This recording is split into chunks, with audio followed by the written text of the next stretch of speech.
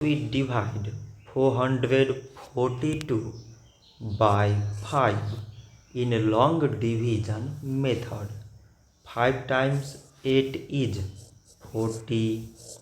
On subtracting, we get 4. So now we put down these 2 and it is 42. 5 times 8 is 40. On subtracting, we get 2. So now we have no any other number to put it down. So we take here decimal, so that we put 0. So it is 20 and 5 times 4 is 20. On subtracting, we get 0.